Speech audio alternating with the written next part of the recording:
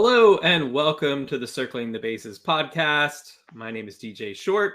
We're live on Twitch right now, so welcome to our audience there. If you're listening in podcast form or watching later on YouTube, we're recording Thursday night, June 16th at 8:30 p.m. Eastern Time. My usual co-host, Drew Silva, is on vacation this week in Cape Cod.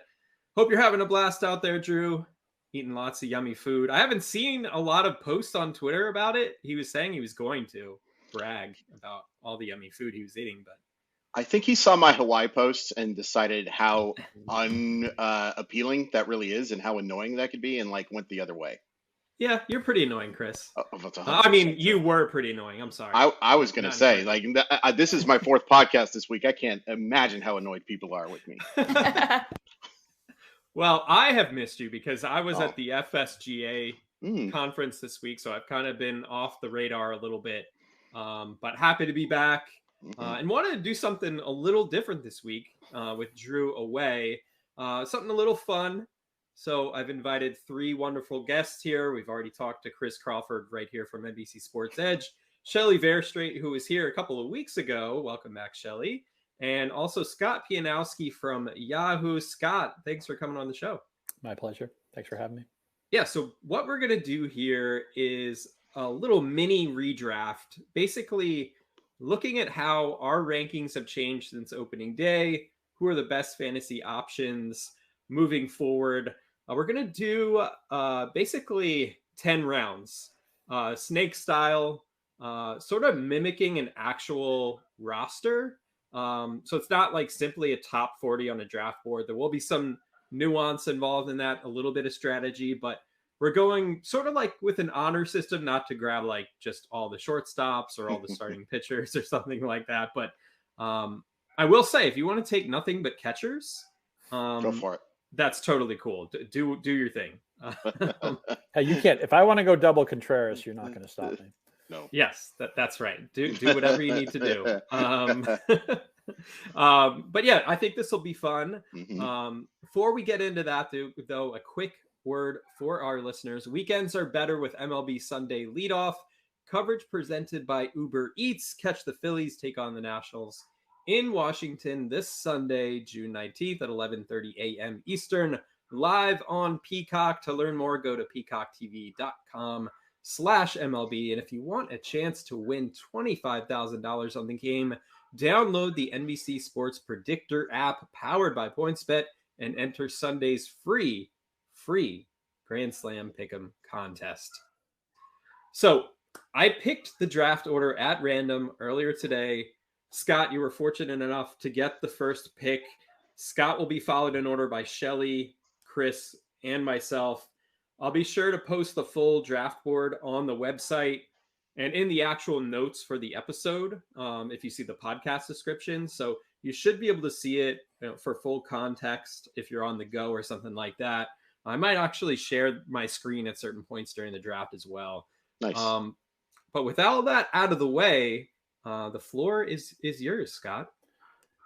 Yeah, I see a handful of guys I could consider with this first pick. And if I were picking teams, assembling a major league team from scratch, I would probably take Jose Ramirez. But because Trey Turner is surrounded by so many great pieces in the Dodgers lineup, he's a 5-category player. I just feel like maybe his floor is a little bit better, although Ramirez might be a better player in a vacuum right now. And this is obviously a bunch of hitters. I would not take a pitcher at number one, but a bunch of hitters I think are worthy of consideration here. But I love that Dodgers backdrop. So give me Trey Turner at 1-1. All right.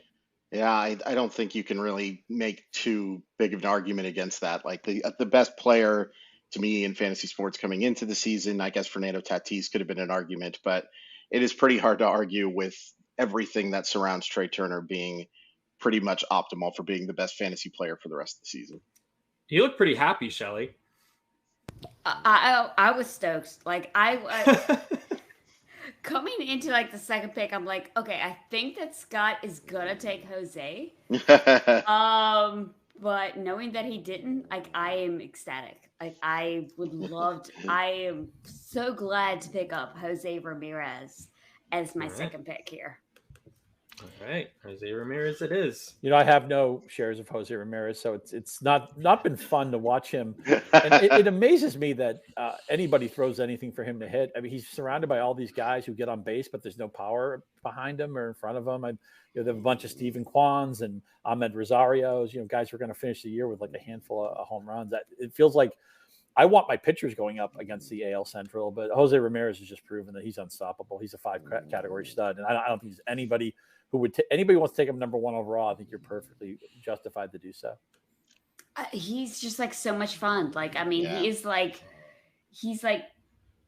honestly, he's like, being the, the anchor of my Tout Wars, draft. And nice. He is just like killing just everything right now. Like, there is nothing that he can't do. I love it. Well, I was kind of hoping he'd fall to 3, and now that sounds like a really stupid pipe dream at this point. There's a few guys I think I could go with here, but I'm going to take the guy I think that has the best combination of ceiling and floor, and that's Jared Kelenic. No, I'm just kidding. It is Bryce Harper, currently ranked 4th right now. I certainly considered a few other guys. I just think he provides the best combination of a chance to hit for average, a chance to hit for power. Also stolen 7 bases this year, which is a perfectly acceptable rate for taking a guy this high. And we have seen Bryce Harper usually be much better in the second half than first half. And so that's something to be excited about as well. That's also something to be excited about Jose Ramirez as well, as he's gotten off too slow. And for those of you who are listening to the podcast, you can't see my quotation marks here, and then been unbelievable in the second half of seasons. But I'll go with Harper just because I think he does offer that combination of a high ceiling and a high floor the rest of the year. Another perk with Harper, and this is obviously a new thing, is they're DHing him so much. Yeah. So that will keep him out of harm's way with any, he's not going to run in any walls or anything like that. And also you worry sometimes, it's a soft factor, but some players don't like the DH. They feel like they're not in the flow of the game. It hasn't bothered Harper at all. And we've seen, I know it's probably just a coincidence, but for whatever reason, since the managerial change, this team is piling up the runs. So Harper should have people on base when he comes up. You should have people driving him in when he's on base. So it looks like Philadelphia, I could easily see them in the playoffs. We know their defense is awful, but good pitching staff. And when has Bryce Harper not been a fantasy value? I don't know if I would have taken him in the first round myself, but I can't fault anybody for being a pro Harper guy. Yeah. So I'm a little surprised that Ronald Acuna Jr. was still here. That was the other choice that I was debating at this point. But I have to take him here because I think we're getting to the point where, I could have taken Juan Soto, but the Nationals lineup scares me. I just don't think there's enough there to support counting stats for him. Both runs scored and RBIs, as we've seen during this first half. I think maybe he's been pressing a little bit as well, trying to kind of lead the way for that lineup, although Josh Bell has been really good. Mm-hmm. But yeah, I think Acuna, he could be the number 1 fantasy player the rest of the way. I think if I had to pick my favorite, I think right now Manny Machado is the favorite for the National League MVP, but I really wouldn't be surprised to see Acuna hop right over him with the Braves just absolutely on fire right now.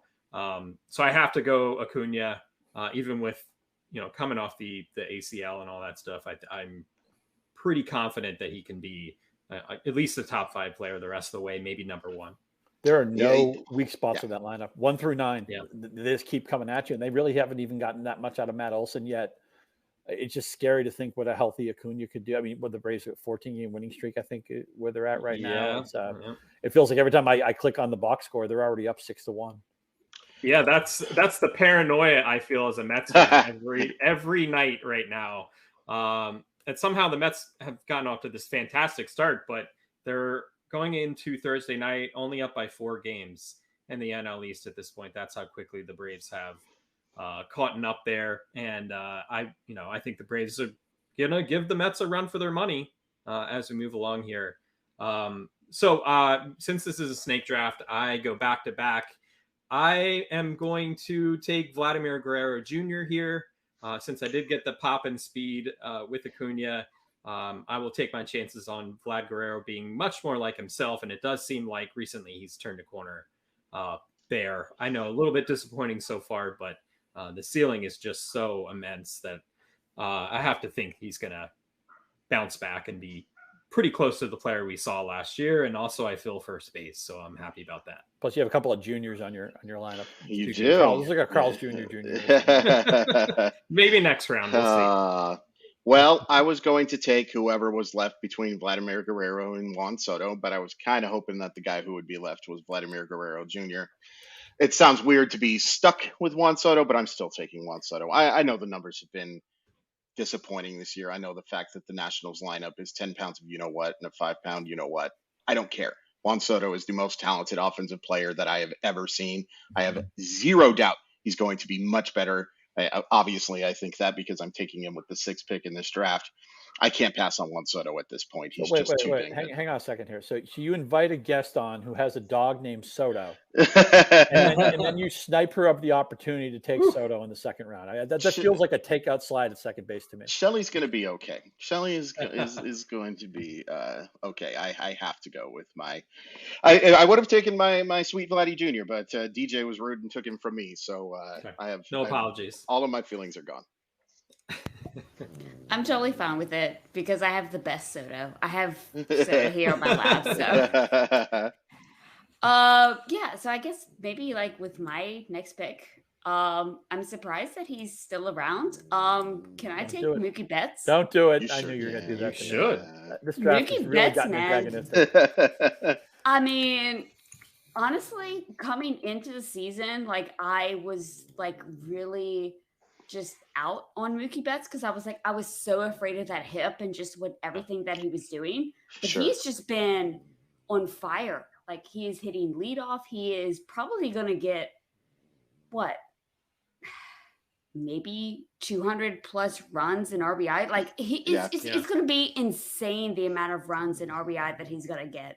So knowing that I can get Mookie Betts here, it's freaking amazing. And I, as a Red Sox fan, I am so glad that Mookie Betts is just flourishing with the Dodgers. I mean, I wish it was on the Red Sox, but seeing that he's just going off. Yeah. I mean, this is a great pick for me, honestly.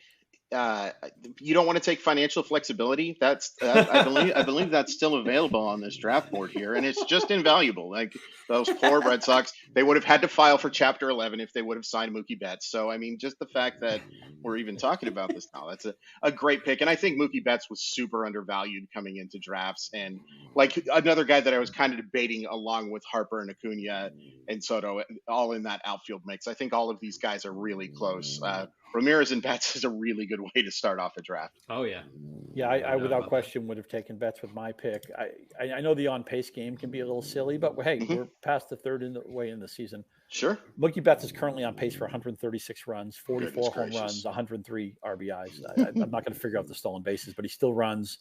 I would have thought if I could have gotten Turner and Betts, I would have been over the moon just to get 2 5-category players in that LA lineup. So I'm going to do something. I'm going to fill out a little FOMO, even though I am a Red Sox fan. I'm not opposed to taking Yankee offensive players. I don't really like the root of their pitchers so much, but I'll do that if I have to. Aaron Judge is just toying with baseball. I thought he made a mistake when he turned down the Yankees contract offer, but the big extension. But he bet on himself, and right now Aaron Judge is proven to be validated. Could be the American League MVP right now. Now, the thing when you take a guy like Judge, good thing Turner runs because Judge will not run. Right. So I'm going to need to figure out stolen bases in some way, shape, or form. But I don't have any Aaron Judge. So let's get Aaron Judge on my team. I would have taken Betts in a second if I could. That was foiled. For my third round pick, really I just would prefer just to take the best player, but I have to at least consider that third base is pretty ugly. And Manny Machado, I can't remember if we said it before the show or during the show, that he's right now probably the front runner for National League MVP. He's still interested in running. You never know when guys of his stature in the middle of their careers might say, hey, it's not really worth the wear and tear. We saw that with Mike Trout a couple of years ago, but Machado still, I think, a 5-category guy. That San Diego lineup has been pretty juicy. And Petco is not as pitcher friendly as it used to be. It's still, I would say probably a pitcher favoring Park, but it used to be Death Valley. It doesn't play that way anymore for a variety of reasons. So I'll kick off the third round with Manny Machado. Nice. I'm glad you brought up third base. It is such a cesspool is probably too strong a term, but like to say that it's top heavy right now, it's as top heavy as I can ever remember it. Yeah, certainly. Yeah. Shelly. I mean, I might be a little bit contrarian here, but I'm going to go pitcher. Nice. But I'm going to go with Shane McClanahan. Nice. Love it. Yeah. I mean, I really thought about going maybe Corbin Burns and, just anyone else in that type of ilk. But what Shane McClanahan has done this year, it's impressive. It's extremely impressive. He's going 6-7 innings, barely any walks, all the strikeouts. He is doing what you want to do. And if I am drafting from this point forward, I think Shane McClanahan is the pitcher that you want. Yeah. It's hard to argue that he's not the best starting pitcher in fantasy formats right now. Like the way he's missing bats, the fact that he's playing for a very good Tampa Bay team that's going to provide plenty of win chances. That was certainly a player that I was considering, but you guys got in my head with this third base thing, and also this guy's pretty good. I'm going to go with Rafi Devers, currently ranked 8th in Yahoo leagues, 332, 374 with 16 homers and 40 RBI. Not going to steal very many bases. I don't care. I'm a little mad at him because he made my grandma pretty upset with that home run he hit off Paul Sewald the other day on a pitch that was like 45 inches out of the strike zone and still took it out. But like a guarantee basically to help you in the average category and plenty of pop, and plays in a good enough lineup that I think the RBI are going to be good enough as well. Yeah, dig it. And again, it's third base, which is not a very deep position these days. So in that Red Sox lineup, I mean, maybe it's not 1 through 9, but 1 through 7 is pretty darn good. Fenway Park, no foul territory, pretty much. Great hitter eye. That's a great pick. The thing about McClanahan that I really like is for all the great metrics we have and wonderful websites we have, you can still learn so much by just looking at walks and strikeouts. The guy's got 15 walks and 105 strikeouts. Basically, he's always around the plate and people can't hit him. So he's not only a great fantasy player, but he's somebody you can watch because he's all. If he ever falls behind in the count, the next pitch is going to be in the strike zone. It's very easy on your nerves. Like they say, you should never watch your fantasy closer. Maybe you can watch Josh Hader, but I get nervous watching my closer. Shane McClanahan's the type of guy you can just sit back, relax, and just watch him pour in gas and watch guys swing and miss at it. Well, that's real quick on McClanahan too. This was a guy that I think was pretty volatile because if you looked at the metrics last year, there were a ton of numbers that supported that he could have a breakout season, but there were some numbers that suggested that he was a pretty risky option. And he's pretty darn good. Yeah, when I did my recent Dynasty Dispatch column, I was talking about risers for June, and I basically said to McClanahan that I thought he could be the number 3 Dynasty pitcher. But I had Corbin Burns number 1. I'm going to take Corbin Burns right here, but I really think McClanahan is right there. And you could certainly make an argument, even in a redraft league, that he could be number 1. But for me, he's risen that quickly, which is quite a feat given where he was drafted. But I'm going to go Corbin Burns here. I know he's not quite what he was last year. He's already actually given up more home runs this year, 10, than he gave up all of last year, 7. Jeez. But he still has a 2.52 ERA. The strikeouts are great. The control's great. So I feel pretty good about him anchoring my rotation. A little bit down on Garrett Cole. I think just too inconsistent for me. Yankee Stadium being his home stadium. I know, Burns pitches in a home stadium which is pretty nice for hitters as well. Yeah. But I still think I have to, because of the competition in the NL Central. Competition's a nice word for it. The non-competition. I have to go Corbin Burns. Dang it. I'm going back to back. Yeah, yes, I'm going back sir. to back. Yes, you are. I forgot about this. This draft is going very quickly. Okay, so I'm gonna go with this player, and I don't know if you've heard of him before. He's a pretty low key guy, Mike Trout. Okay, I saw him interviewed on Sunday Night Baseball. Oh, that guy. Yeah, that guy, the guy without the neck. That guy does look interesting. He likes weather, apparently. I don't know. Weather and Eagles. Weather and the Eagles. Yeah. Yep. By the way, did you see the Eagles change the font of their name? Did you see that? I didn't. I'm going to have to look that up after the podcast. It's already getting panned. The last I saw it was getting slammed on Twitter. People are very unhappy about that. That's the standard logo that the Eagles have had for the past 2 decades, actually has the bird in it. Right. But they've switched it to now. It almost looks like the font from fastsigns.com or whatever. Okay. Sorry, they might be affiliated with NBC in some way. I'm not saying the font is bad. I'm just saying it looks the same. So if you want to look it up, it's there. Okay. Yes, but Mike Trout does like the Eagles. That is a fact. Yeah. And when Mike Trout plays, I think he's the best hitter in baseball. He may or may not run, but he's going to mash if he's healthy, and that's really as simple as that. So I have to go Mike Trout.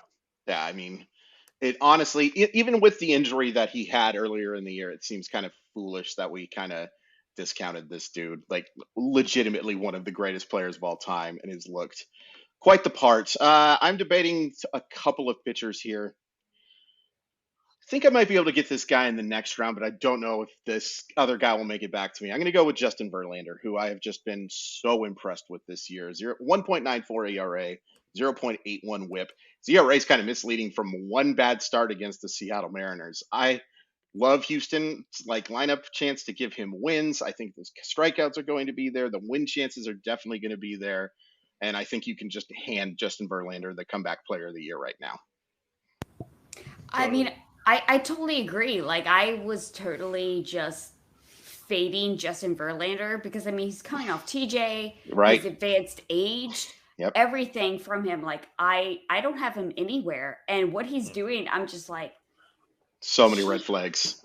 I'm just, it's so great what he's doing. And I just did not expect it whatsoever.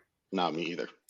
For fun, go back in the mid-2000s, 2010s, I should say, and look at his strikeout rates in Detroit. It really looked like he was on the back nine of a career, and then he goes to Houston, and, I don't know. People can say, well, he's in Houston, he must be doing something nefarious, but he has, I don't know what's going on, but Justin Verlander has gone back to being, whenever he's on the mound, a yearly Cy Young front runner, and let's enjoy it while he's here, because absolutely he's one of one. Yeah. Think about, basically a year and a half away, almost 2 years away at his age, 39, I believe. Right. So to do what he's doing is really an incredible feat for an athlete. So definitely, appreciate what we're seeing from Verlander right now, because like you said, Scott, he is one of a kind, future Hall of Famer, and apparently number 3 starter off the board here. Yep. Yeah. That's pretty crazy. But with my next pick, I'm surprised that he lasted this long. I'm going to go with Aaron Judge, who is just having an amazing season. Scott took Aaron Judge. Scott did take Aaron Judge. I did. Yep. Never mind. I am not taking him. Can I interest you in Giancarlo Stanton? So, okay, I'll take someone else. I will take Yordan Alvarez. There you go. Of course, you got to take the guy I wanted. Yeah. Not a bad fallback at all. No. Exactly. So Yordan, prior to the season, he was my AL MVP candidate. Nice. And again, he had a very slow start to the season, but he has just turned it on, and I just love that I am able to get him right now. Yeah, he's such a good hitter. He reminds me so much of David Ortiz. He doesn't care if you're lefty. He doesn't care if you're righty. He doesn't care what you throw. He just hits everything. It's impossible to get him out. And again, insulated by a good lineup. He's so good that he keeps Kyle Tucker, who we're all in love with, batting 6th because they want to keep Alvarez in the cleanup spot. It seems like a lazy comparison, but it's a perfect comparison. Every tool here, except for the fact that I think if they had a base race in the prime of their careers, I think Alvarez would probably win. But outside of that, neither one of them is going to beat you with speed, but they can just flat out hit. I love Yordan Alvarez. I have a crazy stat here. Actually, Jason Stark has this stat, and of course he does. Yesterday, meaning Wednesday, Jason Stark tweeted this: Yordan Alvarez with his 150th career extra base hit today in his 290th career game. The last left-handed hitter to reach 150 extra base hits in 290 games or fewer Ted Williams in 1940. That just tells you the kind of hitter that Alvarez is, which is so underappreciated too, to have those type of numbers and not be talked about as one of the best young players in baseball. I guess speaks to how good some of these other young hitters are, but he definitely needs more attention. Yeah, I mean, we're essentially in the second round of a traditional mixed league draft, and it feels like there's just so much talent there is still remaining on the board who you could make a case to be first round picks. It really is crazy. Absolutely. Okay, so one of my picks is going to be a pitcher, and I'll figure out which pitcher I want. But I'm gonna check the FOMO box again, and I think one of my favorite questions for looking forward for the 2023 fantasy drafts is, when is Julio Rodriguez going to go? Yeah, we saw early in the season, couldn't get a break from the umpires, getting called out on all these pitches out of the strike zone. So frustrating. Shrugged it off. I think the power is eventually going to come around. I think he has 5 category potential, and right now, whenever he wants a base, he takes it. I know Crawford's going to be sizing him up at some point. So, if I can make Chris a little bit unhappy, that he's a friend, but, no friends in a fantasy draft. So I don't have any Julio Rodriguez. We traded him in my keeper league last year. We traded him with a pretty good value, but it turns out we didn't get nearly enough because he's a superstar. I think he might percolate into the first round next year. So let's get him on board. Oh, that's such a good pick. I don't think people realize how good Julio Rodriguez has been since that stretch where umpires just he must have cut them off in like line at Wawa or something like that, because like they just were calling him out on ridiculous calls. And I have a little bit of confirmation bias because I watch every Mariner game because my life is miserable. But like you look at what this dude has done since that streak, and you look at the metrics too, like he's among the best in baseball in hard hit percentage. He's starting to barrel the baseball a lot more. Looks much more comfortable, and that speed, I think, he's a legitimate NFL, NBA athlete with that size and that ability to run. Like, he's going to be a superstar, and he's a pretty darn good option right now too. All at age 21, right? Did I have that? Yeah, right? Yeah. Until December, all season, he's going to be a 21-year-old. That is, what am I doing with my life? Well, if you had to make your pick today, Jeremy Pena or Julio Rodriguez for the AL Rookie of the Year, what would be your prediction? It's tough. That's really close. I think right now it's Jeremy Pena, but I think Julio Rodriguez is going to catch him by like the middle of August. But that's exactly what I was going to say. This is like a horse race where Pena's at the front of the field, but we all expect the late kick of Rodriguez to surge by him in the stretch. Yep. Yeah. Pena's been a really pleasant surprise. Oh, gosh, yeah. Surprise to some. Surprise Yeah. to some. Christopher Crawford hyped him up pretty darn good over the winter, and nobody listened to me except for one guy who keeps sending me emails thanking me for recommending Jeremy Pena. See, I think why he was underrated is because he barely played last year because he was hurt. Yep, right? Absolutely, 100%. And he made some changes to his swing during the pandemic season where there was no minor league season. So this is one of those players who, wasn't really trackable in terms of his progress in 2020. So it's kind of amazing. Absolutely. So I think I need to get somebody on the mound here to keep my roster nice and balanced. And I'm going to play a very boring angle here because I don't think Joe Musgrove is necessarily going to be the best of the pitchers remaining on board, but I think he has the highest floor. Sure. Where he's pitching. Cole makes me just a little bit nervous. I don't know what it is. I'm never surprised when Garrett Cole allows 7 runs, and that sounds strange to say, but it's kind of where I'm at with Cole right now. Yeah. Mm-hmm. So all I want is Joe Musgrove to be really, really good. If he's Cy Young good, that's great. If he's more like 310, 105 good, I'll live with it. He's taken a step forward in his second. I guess he had a breakout year last year. His second year with San Diego, he's taken a step forward, liberated from the Pirates, and man, what a frustrating situation that is in Pittsburgh. But I'm going the floor here. I think Musgrove has the best floor of the pitchers I see. I can't argue with that. And the Padres are such a good baseball team. Like, I know we had this kind of conversation at this point last year, but they kind of look like a lock for the playoffs. I do think of the pitchers remaining, he has the highest floor and obviously some upside here, or we wouldn't be talking about him in this round.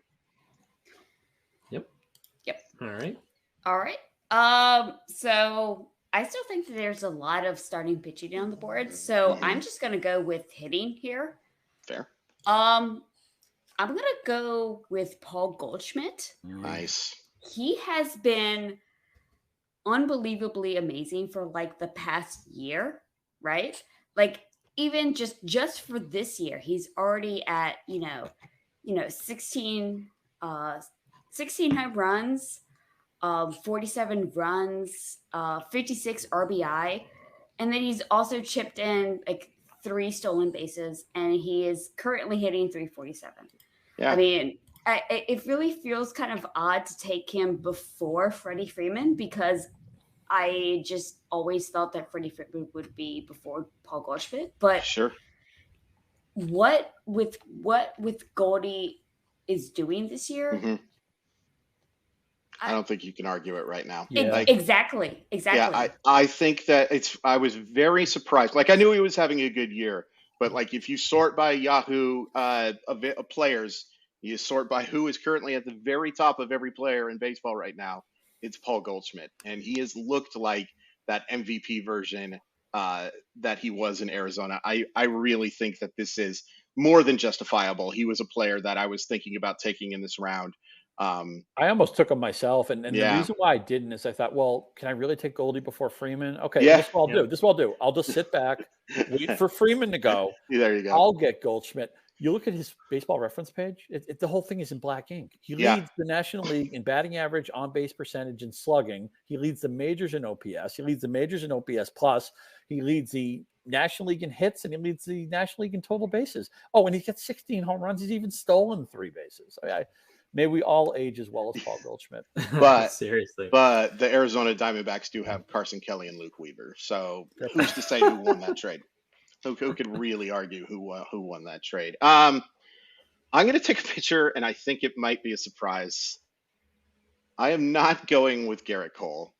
I am going with the guy who I think has looked the best over the past month and a half or Florida? so. You going to Florida? I'm going to Sandy Alcantara. Yes, you are. I have been so impressed with what this dude has done. He already has 10 quality starts, an ERA of 1.68. The 82 strikeouts and 91 in a third inning seem misleading to me because it seems like he's just been missing so many bats. I think right now this might be the best pitcher in baseball. Like, Shane McClanahan deserves what he's done, and there are, again, I took Justin Verlander because I just didn't think Verlander was going to fall to me. But I think Alcantara might be the best pitcher in baseball right now. And I'm sorry, Drew, that trade definitely didn't work out for you. Yeah, I agree on Alcantara. I think he is the best pitcher in baseball. At least, while DeGrom's injured, Alcantara can take the mantle for a little bit here. I think the thing about Alcantara, like, we just weren't sure in terms of the strikeouts. Like, we know he had the power stuff, sure, but that actually translating to swings and misses was something we had to watch for a little bit. But he's arrived. He is a complete stud. Yeah. So hard to quibble with that. So I guess that would be just to reset the draft a little bit. So he would be the 19th overall pick, and now DJ's taking the 20th overall pick, just to give people a sense of where we're at. Sure. Correct. Yeah. Yep. So let's see. So we're getting toward the end of the 5th round, about to start the 6th round here. I'm going to take someone who actually was the cover boy of our magazine at the start of the season. That would be Bo Bichette with the Blue Jays. I know he's been a little disappointing so far, and to be honest, he has flaws in his game. Yeah. And I think that was apparent even coming into the year. If you look at his approach, he's a very aggressive hitter, and that has shown itself so far this year. But still, I'm happy to get a piece of this lineup. He's still produced some pretty good counting stats so far. I know he left a game with a leg injury yesterday, but I think he's expected to be fine and not miss any significant time. So not a lot of shortstop action in the early part of this draft so far. That's true. But I'm starting to try to fill out my other positions here, and I think Bichette can be an early round justifiable player the rest of the way. Nice buy low. I mean, he was going as early as 2, 3, 4, 5. Yeah. The preseason. And you got Guerrero and Bichette, and even though Toronto has underachieved, I mean, they haven't been a bad offense, but they've underachieved at this point. But I don't think anybody would be surprised if I told you that the Blue Jays from this point forward were the best offense in baseball, offense in the American League. That's certainly in their range of outcomes. So when you can buy the dip on Bichette and land him this late, 20, which makes him a middle 2nd round pick in a standard draft, I think that's great value and very plausible to take him. Absolutely. Yeah, dang it. That's probably who I should have taken at some point in this draft. But maybe I was worried because I did just literally write the injury update, but it sounds like it's very much precautionary. And I just saw who you're taking with your next pick, and it's a pretty good one too. Yeah, I mean, for Garrett Cole to fall this late, I mean, Yeah. I got to chase those strikeouts here. I mean, the Yankees are just winning constantly. So, I mean, wins matter in fantasy baseball. I'm chasing that. If you look at the peripherals, I mean, he has 91 strikeouts and 18 walks in 73 innings. I mean, he's just humming along. I don't think it's not going to knock your socks off in terms of ERA. I just don't think he's going to be that pitcher. Right. But as far as volume, I think there's not many better options out there, especially at this point in the draft. I don't know if I'm going to take any more starting pitchers. We'll see, as I fill out the rest of my roster. But to have Burns and Cole, who were the first two pitchers off the board in most mixed league drafts coming into the year, I feel pretty satisfied with that. Yeah, it's a common fantasy refrain to not chase wins, but when you give me a pitcher who goes deep into games and a pitcher who's tied to a team that is as complete as the Yankees, and they're on pace for like 115 wins or 119 wins, something crazy like that, it's not a surprise that Garrett Cole led the American League. I know we live in a different world now. 16 wins doesn't sound like a lot, but he led the American League with 16 wins last year. He's already got 6 this year, so he's probably around the same pace. If you think wins don't matter, then you know what? Take all the great pitchers on the losing teams, and I'll take all the pitchers on the winning teams, and we'll see who gets more wins at the end of the year. So I think you're buying the dip on Garrett Cole. He was a first round pick in a lot of drafts or early second round. You're getting him at 21 overall. I think that's a nice value and makes a lot of sense right now. So there's 3 players that I really want to take, and I think if we should just let me take all 3 and then let me go home. I really want to take Kyle Tucker. I really want to take Luis Robert, and I really want to take Freddie Freeman. I'll go with it's weird to say the first base positional value, and I'll go with Freeman. It's weird here because, he's hitting for a good average. The power hasn't been there. I've seen too much of this before. In fact, I remember doing a show with you, DJ, last year where we kind of talked about how Freddie Freeman was putting up so-so numbers in that category and then the average category, and then everything kind of just came together. I think that's going to happen for him too. Like, it's not like he's been bad. He's currently ranked 27th among all fantasy players right now. You'll certainly take that, but I imagine that he'll be closer to a top 15 player for the rest of the year. But you should let me take all 3 guys. Well, and again, get a piece of that Dodgers lineup too. Yep. You want that. I mean, that lineup's so deep, even without, Max Muncy being Max Muncy. You want that. Yep, absolutely. All right. Shelly. I think you're muted, Shelly. We good? There you go. There we go. Pretty good. Sorry, I have Frenchie snoring, so I have to. That's okay. I know he was getting bored by my talking, so it's totally. I thought she was having secret discussions in the war room about who they wanted to pick. Didn't want to tip us off to anything. I think that I'm gonna go with Frankie Lindor here. Oh, that's cool. I mean, he got started off hot and he's kind of like tailed off a little bit. But if I can get into the Mets lineup, I feel totally cool with that. He's gonna play every day. He's gonna get plenty of runs, plenty of RBI opportunity. Yeah, sure. He's not gonna be like, the top level of stuff, but he is just going to be like that constant on my team. And I really just want someone extremely constant and who I can rely on. And I really do think that Frankie Lindor is that guy. I think the average is going to go up with Lindor as well, too. Like we've seen him get off to, we saw it last year as well. It was obviously a bigger hole that he dug himself, but like the power is going to be there. The stolen bases should be there at a nice trait here. I think it's weird to say for somebody who signed such a massive contract going into the season, but it feels like Francisco Lindor has become an underrated player.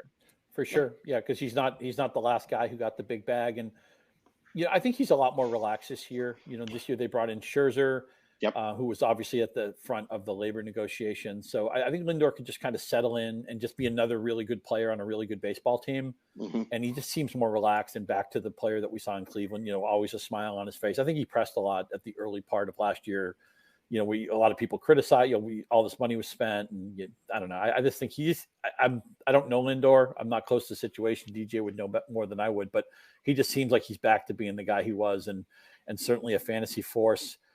Just to keep the theme going, I could take these players in either order because I have the next 2 picks. Nice. I'll take Pete Alonso.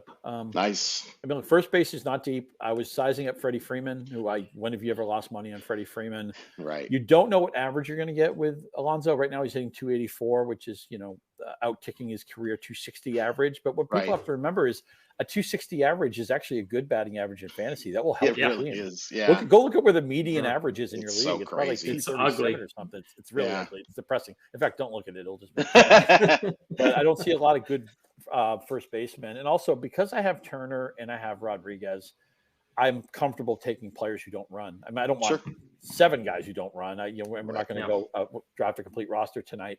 But I think having those guys frees me up to take a player like Alonso, who's more specialized in 3 categories. Maybe he'll be a plus average player. So he'll be my first pick. And then even though he's going to be my 3rd outfielder, Kyle Tucker, man, he's just good at everything. He's had the same season 2 years in a row where he started off really unlucky.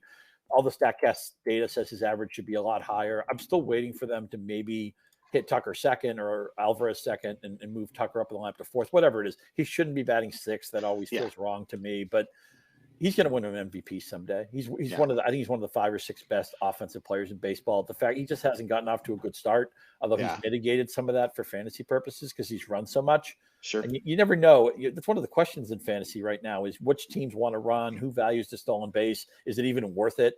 But if you have such a high success rate like Kyle Tucker does, take the base if they'll give it to you. So I think he's a 5 category player. I think he's going to certainly, like everybody expects, hit for a much higher average down the stretch. And then the Houston lineup is pretty good insulation. He got off to such a terrible start. And one of the most unlucky, terrible starts as well. And he's been just fine. And the stolen bases have helped compensate for that as well. Kyle Tucker's a really good fantasy baseball and he was player. a late first-round pick in most leagues. Yeah. So to get him here at pick 25, it's great value. I was asking top of the 3rd round. I was saying Tucker or Betts before the season. Like I wasn't sure how to break that tie. Yeah. Yeah. All right. So Tyler Mcgill, by the way, update, has right shoulder discomfort. Oh boy. I also have discomfort. I have no ties to it other than I've got about 12 rookie cards that I'm staring at about Tyler Mcgill right about here that I would prefer not to have an injury type thing going on with him, but that's not good. Shoulder stuff. Not good. Shelly, it's your turn. All right. I'm going to go with another pitcher here. I'm going to go with Alec Manoa. Great pick. Really good pick. I mean, he has blown by what I thought that he could do, coming out the draft. I never really thought that he was going to be like this good, but he just really reminds me of prime Lance Lynn with more strikeouts. Sure. He will just give you all the innings, not double-digit strikeouts, but he will get you strikeouts, limit the walks. He will get you multiple innings, a workhorse, everything. Yeah. I just love to watch him pitch, and I'm really, really excited to have him as my second pitcher here. He is it's so weird to say, such a safe option right now because 6 innings, 2 runs are a lock right now. I think he has 11 quality starts already on the season, which is just insane for a pitcher in his first full year of major league action. I considered Manoa actually with Alcantara with that last pick. I am a big believer in him going forward. Well, you look at what Shelly's 2 pitchers here, McClanahan and Manoa. I think they're the 2 pitchers who made the biggest leaps. Yeah, 100%. Because I think they were probably on draft day in that 25 to 35 range among starting pitchers, but now, they're right there in the top 10. So definitely a good call on that. Yeah, that was a player that I was debating, but I'll go with one of the 3 guys that I asked for and was denied. I'll go with Luis Robert. Look, I picked him to be my MVP this season. He hasn't played at that level and also dealt with an injury, but believe in the stolen bases. I believe in the power. I think the average will keep ticking up. I believe that White Sox lineup, especially as it gets more healthy, will be better. The nice thing here is we don't have to worry about him. He won't have anything to do with the Tony La Russa making the worst decisions in baseball as the worst manager in baseball. I really like Luis Robert. A long term, I'm as big a believer as him in any outfielder in baseball, but I like him an awful lot. And I think he's a pretty nice value here this late in the draft. Yeah, I talked about Toronto being that underachieving offense, and Chicago checks a lot of those boxes too. And again, if they were, maybe I'm not quite as bullish on their offense as I am on Toronto's, but if Chicago were a top 5 offense the rest of the season, that sounds plausible to me. Yeah, it's a great time to go get in on a lot of these guys. I hope Tim Anderson comes back healthy. He's one of my favorite players. He's so fun to We've watch. seen Abreu start to get it going. They have a good line. Yasmani Grandal can't be this bad. I mean, he's eventually gonna. And another catcher situation is gross. I don't know if we'll actually draft a catcher tonight. We'll see. But you got to figure that there's just a team that at some point is going to push for the top of a very weak division. Yes, admittedly. And I wonder. We've seen the Phillies play so well since the managerial change. And I know the managerial role has changed now. It's not like, these guys, a lot of the teams are being run by the organizations and the GMs and the front offices. And the manager is more of a emotional linchpin of the team and stuff like that. It's not like they're tasked with as many decisions as they used to be. But I just wonder if maybe a different voice, a younger voice, somebody who could maybe relate to the Chicago players better. And I'm not in the locker room, so I don't want to speak out of school here. But I just think a different voice in that White Sox locker room might be good for a team that's filled with young talent. Absolutely. I totally agree. I mean, I find it hard to imagine how he could relate to these players, today's generation. It just doesn't. They probably can't relate to him. These guys aren't old enough to remember the White Sox of the 80s or the Canseco and Ricky Henderson A's of the 90s. These guys weren't born yet. Yeah. They're young enough to remember an intentional walk with a 1-2 count. I could scream it for the rest of my life. And they defended it. And he doubled down and then doubled down. He doubled down. Right. He created the 4x4 in and out with his debate is defending that thing, and it's just. I'm not playing blackjack. If I see Tony La Russa at my blackjack table, I'm getting up because he's going to be splitting sevens against a king. And the crazy thing is, I'm old enough to remember when Tony La Russa was considered like the smartest guy in the game. Oh yeah, he was the genius. That's what they call him, the genius Tony La Russa. And it's just so, I don't take any joy in this. He feels like he's a totally different guy right now. Jay, if he's at the blackjack table, Scott, go play the Ghostbusters, the slot machine while he's playing. I'll go light my money on fire and just drive home. All right, so we're finishing up the 7th round. That's right. Right now. And I'm going to go with Austin Riley. Nice. Because I'm thinking of third base right now. I need to fill some spots here. And quietly, Austin Riley is tied for the National League lead in home runs with 18 right now. Yeah. Has 39 RBIs as well. Batting average, you never expected him to be a 300 hitter again. Gosh, I think that was a little bit of a mirage, but I don't think he's going to hurt you. I think he's made enough progress with his approach that I don't think he's going to be a detriment there. And if you actually go by OPS plus, keeping in mind the offensive environment, his OPS plus is actually higher than it was last year. Wow. That's really surprising because he was so good last year. Yeah, I like that pick. And again, talking about that third base position, like the tier has dropped down very high. I would be kind of surprised if anybody else says, well, maybe there's one guy that you could justify taking, but I think Austin Riley was easily the best player at that position left.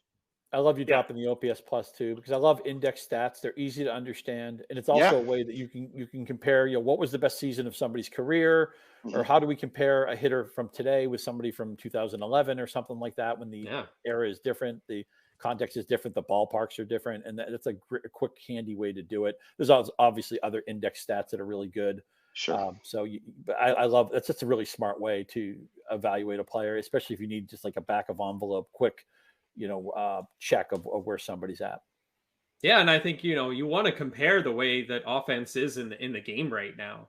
And when you see a stat like that, I mean, it really jumps off the page at you. And especially at a position like third base. So I'm going to take, to start the 8th round here, I'm going to take the first closer, and that would be Josh Hader. And especially with Liam Hendricks being hurt, I know some other closers are on the rise this year, but to me, far and away, Josh Hader is the top closer option. He's just been lights out. I believe he's only been scored upon in one game this season. Should be wrong about that. But he's given up 2 runs in 19 2/3 innings, both on home runs. But just his usual dominant self. As control is actually, I believe, better than it's ever been. He's just been incredible. So full confidence, and it's not often you're going to take a closer with the 29th pick of a draft. Right. But I'm going for it here. I mean, his whip is 0.61. That's his whip.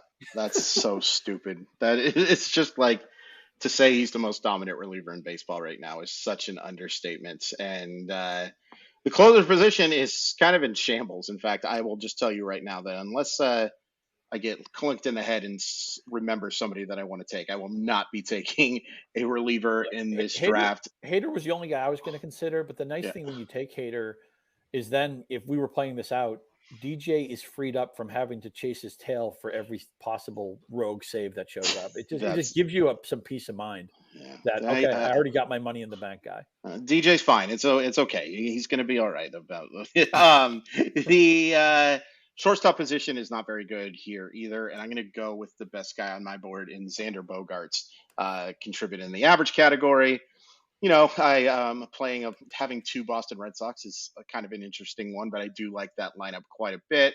Wish he would steal some bases, but that's just never been a part of his game. I think the power will be better, and I know he's going to hit for a high average. And again, the shortstop position is not as good as I think we thought it would be. I'm happy to get Bogaerts here. I like it. Yeah, I mean, I love it. I mean, I'm a Red Sox fan, so I'm like, yes, go. Let's go, Bogey. He's such a fun player to watch, too. He's so much fun. But I'm going to go on a second base run because second base is just like a cesspool. Once I actually look at the position as a whole.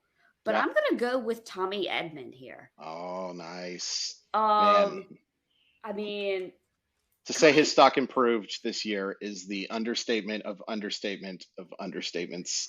This guy was a lot of people. I'm sorry to get into it, but there were a lot of people who were like, "Why are you even drafting this dude?" Because I was fading him in a big way. Me too. He was a strong fade of mine, and I was totally wrong.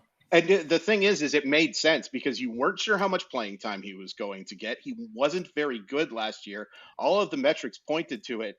And now I look at his numbers and think we just don't know what we're talking about. But please continue to subscribe to everything that we do. Yeah, I mean, Edmond has been when I took him, which was very rarely, and it was usually in just draft and holds. Sure. I was hoping for just a leadoff hitter. And that's kind of what we've got. He has 52 runs, 26 RBI, but 15 stolen bases, and he has 7 home runs. I still cannot believe that he has 7 home runs. He's hitting 285. Again, second base is kind of just it's not good. It's not good, especially with Ozzie Albies going out. Yeah. With the broken foot, it's just a really, really bad position. So if I could get someone who is hitting at the top of the lineup and can steal some bases, and the Cardinals are doing things, I'm gonna go with this. Can't argue with it. You know, there were 3 players that I worried about their batting slots before the season and was reluctant to draft them, and all 3 of them have made me look bad. Edmond was one of them. Yeah, I was worried about his OBP last year, new manager. Sure. Would he, and I think he might have even started the year batting low in the lineup, but he quickly got in the leadoff spot. He's played great. I think he's a perfectly reasonable pick here. The other 2 guys who I think I got wrong because I fretted too much about their batting slot was Dansby Swanson. I'm like, okay, he's going to hit 7th, 8th, or 9th. I know it's a good Atlanta lineup, but I need him batting second. Well, guess what? He's been hitting second now. He looks great. Yeah. And the other guy, and this is the player I worried about the least of these 3, but they're all linked in my mind. And so I'll make this pick to finish the 8th round. And it goes into what Shelly just said. Second base isn't strong. And even though Jazz Chisholm, I still think he's a work in progress. He swings at a lot of, bad pitches sometimes. But the category juice plays. He's got double-digit homers. He's got double-digit speed. He's locked at the front of this lineup. So whatever, maybe I have to look at the end of the season if I'm taking batting slots too seriously. Maybe just bet on the talent. And in the case of Jazz Chisholm, you know Chris as well as you understand prospects and scout them. The toolbox that this guy has. So I get a player at a thin position. I get a player, whatever. He might hit 235. I don't really care. He's headed for a 2020 season, maybe a 30-30 season. And at his age, I think he's still on the escalator. I got to tell you, if this was a real draft, I would be contacting Scott like immediately after to try to trade for Jazz, because he was such a good fit for my roster, because I took so many average guys that I could have his power and speed and not worry about the fact that he's probably going to hit 230, 240.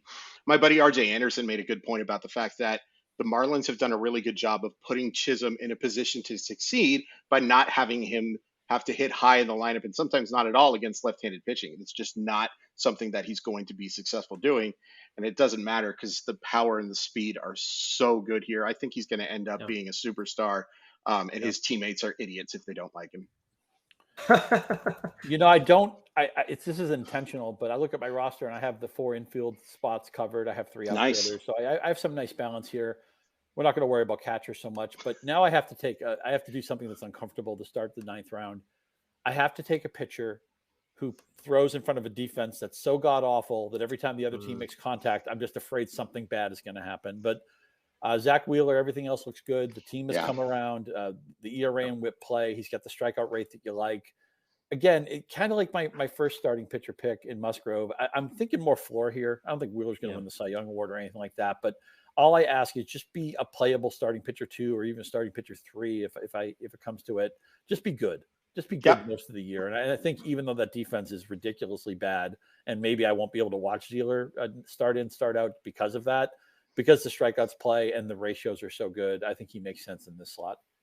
Totally. Yeah, I really like this pick. I mean, there were the concerns over his shoulder during spring training, and it kind of took him a little while to get in his usual routine again. But since he got over that hump, he's just looked steady and very much like the pitcher he was last year. So I really, really like that pick, Scott. For sure. All righty. All right. So I'm going to be the first person to take a catcher. Nice. Just basically because I want to talk about Wilson Contreras. Nice.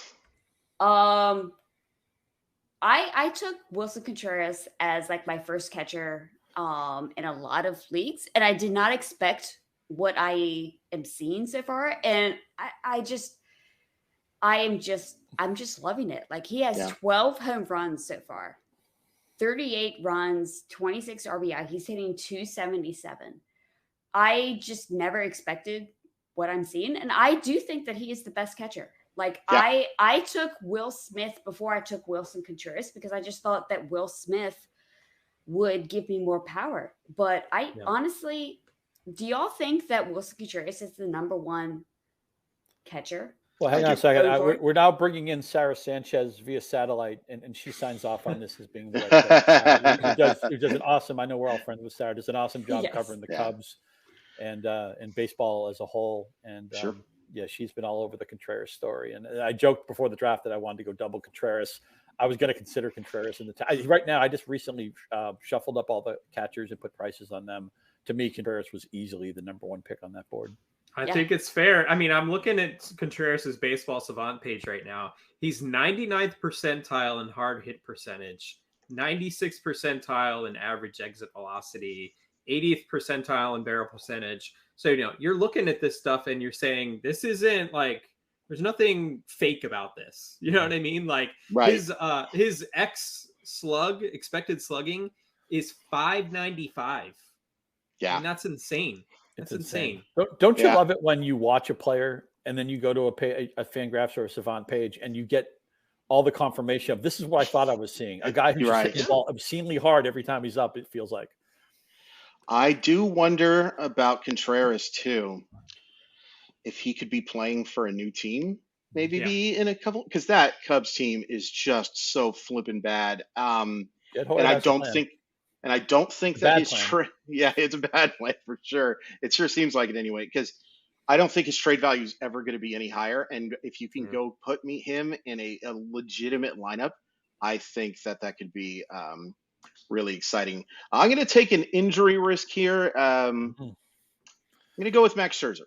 And I think that we're going to see him coming back fairly soon. I was really impressed with what I saw from him before the injury. I have seen Max Scherzer absolutely dominate in the second half since, I believe, 1964. Max Scherzer has been really good for the second half of seasons. I thought actually about another New York pitcher who was on the injured list, but it's just a little too risky for me at this point. I am a big believer in Max Scherzer for the rest of the season. Yeah, I totally dig it. I think probably Max, his attitude, like I think he might throw a rehab start on Tuesday, I think is what they said. I think he wants to throw like 75 pitches in that rehab start. He is a freak of nature, and barring something very severe going on, I expect him to be back after that start. Can you imagine being a minor league manager telling Max Scherzer to get off the mound? I would those things that they when there's in comedies where there's like a dog who's crazy and they end up putting on all of that gear and stuff like that. That is how I would take Max Scherzer off the mound. I would have every single piece of catching equipment plus some boxing gloves on just in case. Or like a beekeeper. Yeah, exactly. Yeah, that's a good way to put it. Yeah, for sure. All right. So I want to fill second base because, as you guys have said, second base, not too hot, especially with Ozzie Albies being out for a while. So I'm going to take Trevor Story here. Nice. Which, he got off to such a terrible start, but really since I believe about mid-May. Seattle Mariners fixed him. You're welcome. The average hasn't been fantastic. Like I think he's hit like 250 in that time. But the power's been there, the speed's been there. You get a piece of the Red Sox lineup. And second base, we forget about that. You think of Trevor Story as a shortstop, but he's playing second base for the Red Sox. I need to fill second base, so I think he's the best option that's still out there for me. So I'll happily take Story here. Makes sense. I mean, he's been so good since that, literally since that Seattle series where he just went absolutely off. He's been much more like the Trevor Story that we saw in Colorado. So we are starting the 10th and final round right now. Again, I'll be sure to post the full draft board on NBCSportsEdge.com. I'll also link to our draft document here within the notes of the podcast description. So be sure to check that out for full context of our episode today. And man, this is a tough one. My last pick. It's hard. Man, let's see. I'm kind of undecided here. I am. You know what? I'm going to go way out of left field or way out of shortstop here, and I'm actually going to take Fernando Tatis Jr. Oh, that was going to be my next pick. You're just not a good person. And he's actually shortstop / outfield eligible, which I think is interesting as well. There was a report earlier this week that his CT scan didn't show, the healing that they would have liked to see for him to start hitting. So at this point, I think maybe we won't see him until, early to mid-July. But I will take my chances on that because if and when Tatis comes back, I mean, he's capable of being a first round talent, if not number one overall. Like he can be a stud. So to get him in my final pick in the 10th round, I will take that and we'll see what happens. Worst comes to worst, you're filling the spot. Like you will never find a talent like that on the waiver wire 99 times out of 100. If that, like, he's so good and he's such a fantasy superstar with that ability to hit for average, hit for power, steal bases. I guess my one concern would be maybe San Diego is like, hey, Fernando, we're paying you an awful lot of money for the next 68 years. Can you not attempt too many stolen bases this year? Yeah. But the average and the power are still going to be there because the ball just jumps off that dude's bat. Let's just hope he doesn't ride any motorcycles in the next couple of weeks. Yeah, anything with two wheels, completely banned. Even a bicycle, even if it's got those training wheels on the very back, Fernando Tatis Jr. is not allowed to be on those guys. So I'm looking at second base here, and there's actually two guys that I'm debating that I never thought I would be debating in with a top 40 pick, and it is kind of similar players. One of them has a little more power, one of them a little more average ability. It's Ty France and Luis Arias. I'm going to go with Luis Arias and just absolutely win the average category because I feel really confident with Devers and a few other guys on my roster that I'm going to do really well here. The other thing I really like about Arias, first base eligible, second base eligible, third base eligible, outfield eligible. So not only is he like a lock to hit for average, and if you're playing in an on-base percentage league, 438, that's going to work awfully well for you as well. The fact you could pretty much play him anywhere in a lineup except for shortstop and catcher is another benefit. I've always been high on Luis Arias just because the way he swings the bat is a lock to hit like 290. But we're looking at the type of player who can hit 330, 340. I am absolutely all in on the Luis Arias hype train. I'm shocked you didn't make the homer pick of I thought about it. I really did think about it. And, he struggled a little bit. Like the averages dropped from like 340 to 317, and he's much more likely to hit for power. I think he's got 4 times as many home runs as Arias did.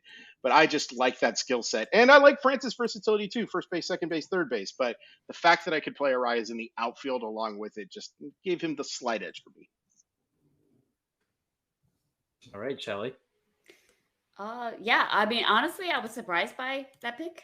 But good. I like to surprise people with my terrible selections. No, I'm just kidding. It's not a terrible selection.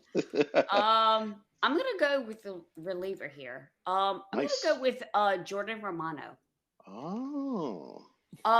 Because he's not like leading the league in saves, but he is saving any type of games for Toronto. He has been lockstep their closer.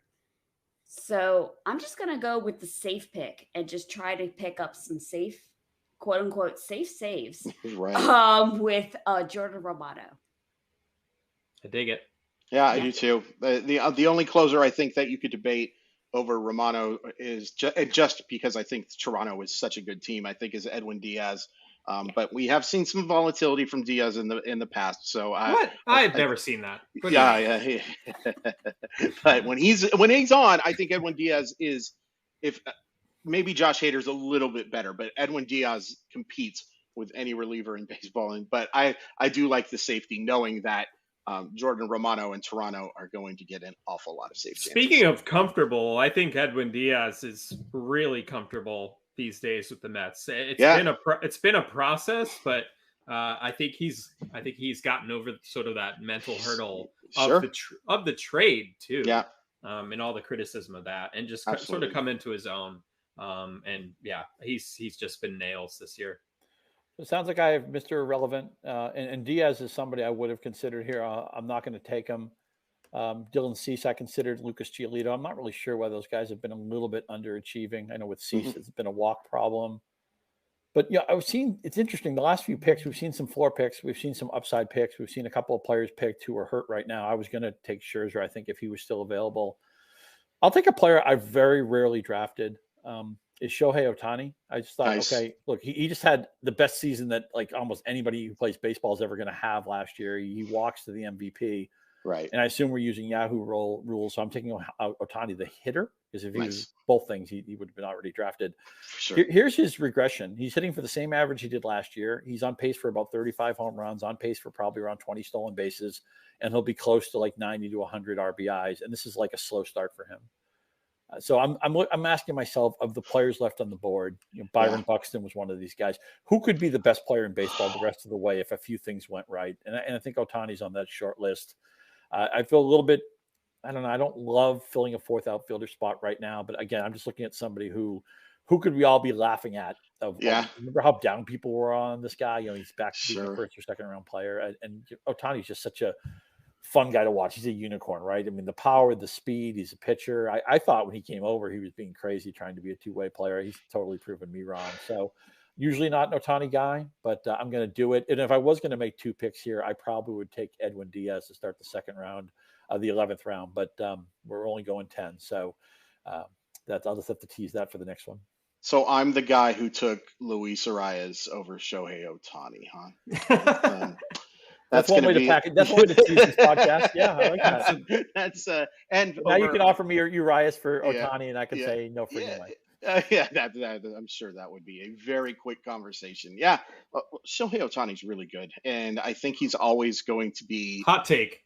Underdrafted. Thank you. A couple of hot takes after taking Luis Flippin Arias over Shohei Ohtani and skipping my Lord Byron again. This is the second draft that I've done in the past couple of weeks on this podcast where I have skipped Byron Buxton, and I am just furious with myself. Luis Arias, you better be really good over the second half of the season. You better be really good because I don't want to get fired. Yeah, I wonder if Minnesota's told Buxton to not run because you talked about Tatis needing to stay on the field.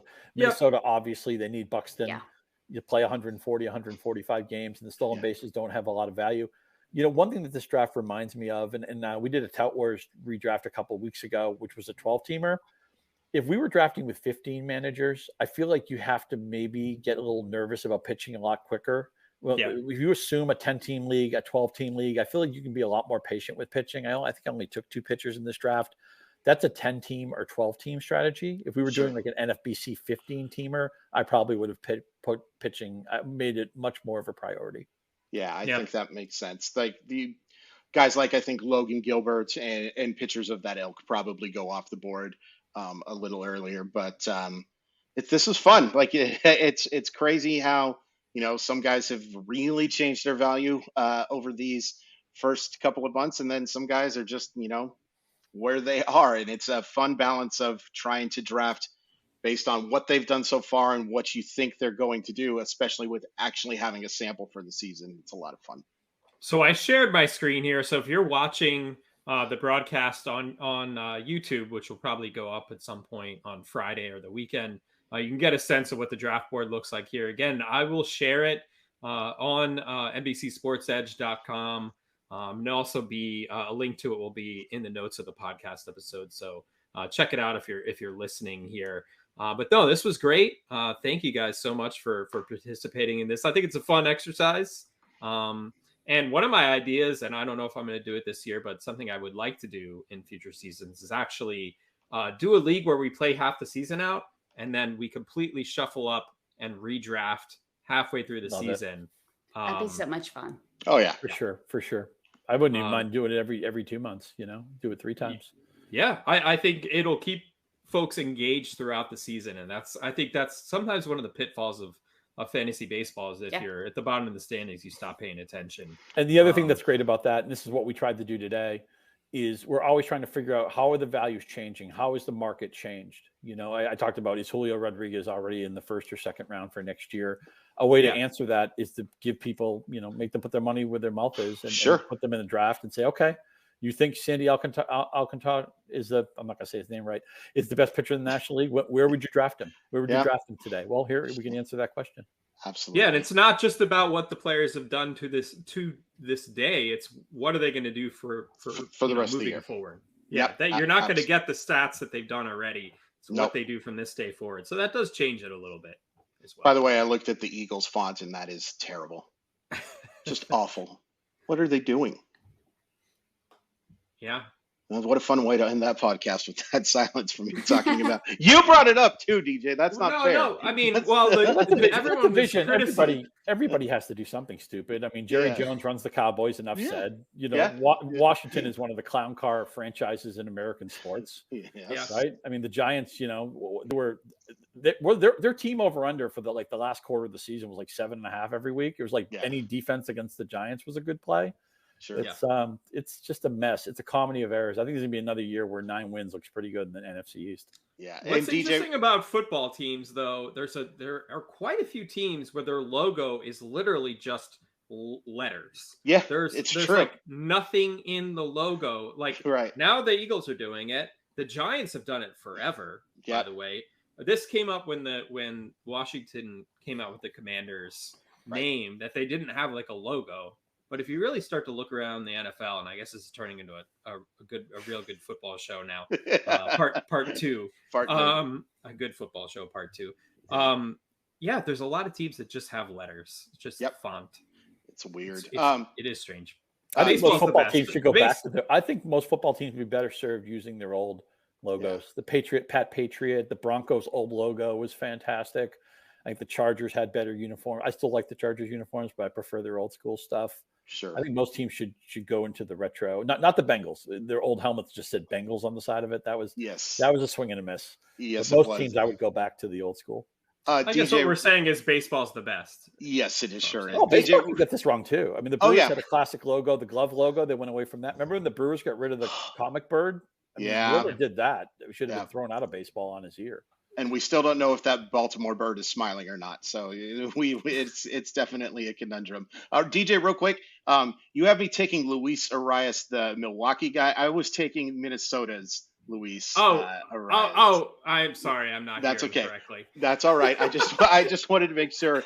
I mean, it's still not a good pick, but I think it's a little better. All right. I was like working on sharing my screen, and I was trying to figure it out. So that's totally my bad. No, I mean, if I'm going to get yelled at for a bad pick, I want to make sure. Give him all the Urias. Give him Julio Urias too. Thank you. Please, like a horse race where the two horses are entry, right? Yeah. That's funny. Okay. Well, I'm glad we cleared that up. And once again, this was really awesome, and I really appreciate you guys stopping by. This was a fun exercise for sure. Yeah, and if you like what you're listening to with this show, make sure to subscribe wherever you get your podcasts. If you're listening on Apple Podcasts, please rate and review if you don't mind. 5 stars, always appreciated. Take care, everyone, and we will see you next time.